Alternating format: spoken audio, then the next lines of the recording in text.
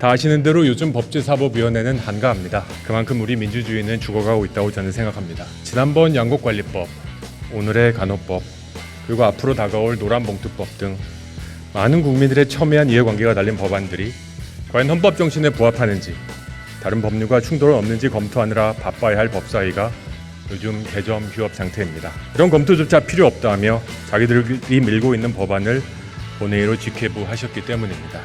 국민들은 이제 대한민국 국회의 존재 이유를 묻고 있다고 저는 생각합니다.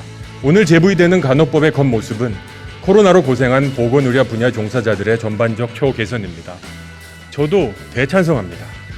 하지만 자세히 들여다보면 볼수록 간호법은 간호사만의 이익을 위해 타 직역의 업무와 자격 기준까지 간섭하는 법이란 것을 지울 수가 없습니다. 심지어 보건의료 분야에 조용히 해주시죠.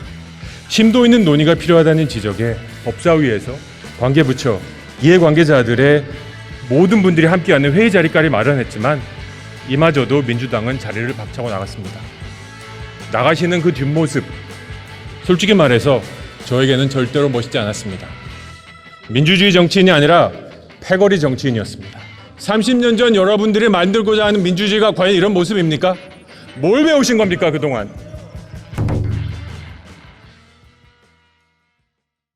존경하는 시민 여러분, 김진표 의장님과 선배 동료 의원 여러분, 시대전환 입법노동자 조정은입니다. 다 아시는 대로 요즘 법제사법위원회는 한가합니다. 그만큼 우리 민주주의는 죽어가고 있다고 저는 생각합니다. 그리고 이렇게 죽어가는 대한민국의 민주공화주의에 대해 저는 큰 분노를 느낍니다. 지난번 양곡관리법, 오늘의 간호법, 그리고 앞으로 다가올 노란봉투법 등 많은 국민들의 첨예한 이해관계가 달린 법안들이 과연 헌법 정신에 부합하는지, 다른 법률과 충돌은 없는지 검토하느라 바빠야 할 법사위가 요즘 개점 휴업 상태입니다. 이런 검토조차 필요 없다며 자기들이 밀고 있는 법안을 본회의로 직회부하셨기 때문입니다. 충분한 검토를 거치지 않아 서류일 수밖에 없는 법안은 대통령의 거부권이 행사되었습니다. 물론 이것이 옳았느냐, 옳지 않았느냐 논쟁할 수 있다 생각합니다. 하지만 이 과정에서 뒤에 앉아 계신 우리 존경하는 김진표 의장님 말씀대로 국회의 권위와 기능에 큰 생채기가 났음은 분명합니다. 국민들은 이제 대한민국 국회의 존재 이유를 묻고 있다고 저는 생각합니다. 국회가 밤새 토론하고 타협하는 민주주의 대신에 사적 이득만을 쫓는 정치를 하는 동안 그 업무 태만의 비용은 고스란히 국민들에게 돌아갔습니다.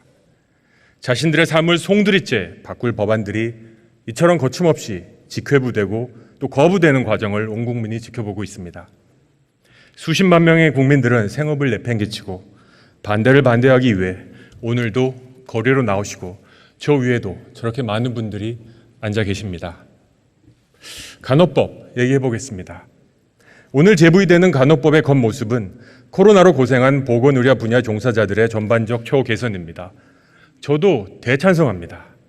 하지만 자세히 들여다보면 볼수록 간호법은 간호사만의 이익을 위해 타 직역의 업무와 자격 기준까지 간섭하는 법이란 것을 지울 수가 없습니다.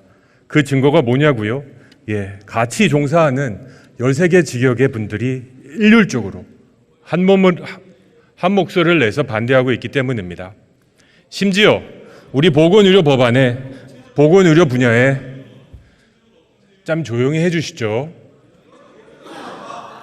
자, 우리 보건의료 분야에 모세혈관과 같은 역할을 하고 계신 간호조무사 자격 취득을 위해서는 대학을 나와도 다시 학원을 가야 하는 말도 안 되는 상황이 발생하게 됩니다.